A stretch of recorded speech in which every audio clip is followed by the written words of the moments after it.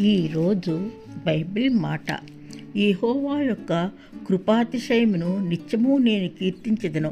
తరతరములకు నీ విశ్వాస్యతను నా నోటితో తెలియజేసెదను. కృప నిత్యము స్థాపింపబడుననియు, ఆకాశమందే నీ విశ్వాస్యతను స్థిరపరచుకొందుననియు నేను అనుకొంచున్నాను.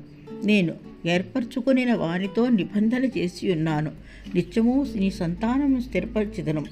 తరతరములకు నీ సింహాసనమును స్థాపించదనని చెప్పి నా సేవకుడైన దావీదుతో ప్రమాణం చేసి ఉన్నాను.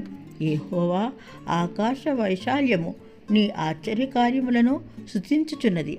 పరిశుద్ధ దూతల సమాజములో నీ విశ్వాస్యతను బట్టి నీకు స్తుతులు కలుగుచున్నవి.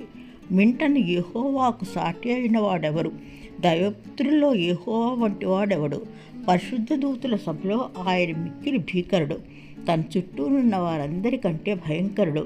యెహోవా సైన్యములకు అధిపతియగు దేవా, యెహోవా నీ వంటి బలాఢ్యుడెవడు? నీ విశ్వాస్యత చేత నీవు ఆవరించబడి ఉన్నావు. సముద్రపు పొంగు అణుచువాడవు నీవే.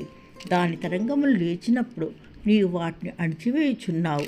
చంపబడిన వారితో సమానంగా నీవు రహబును ఐగుప్తును నలిపివేసితివి. నీ బాహుబలం చేత నీ శత్రువులను చెదరగొట్టితివి. ఆకాశము నీదే, భూమి నీదే, లోకమును దాని పరిపూర్ణత నీవే స్థాపించితివి. ఉత్తర దక్షిణములను నీవే నిర్మించితివి. నీ హస్తం బలమైనది, నీ దక్షిణ హస్తం ఉన్నతమైనది. నీతి న్యాయములు నీ సింహాసనములకు ఆధారములు, కృపాసత్యములు నీ సన్నిధానవర్తులు. శృంగధ్వనుల ఎరుగు ప్రజలు ధన్యుడు. యెహోవా నీ ముఖకాంతిని చూచి వారు నడుకొంచున్నారు.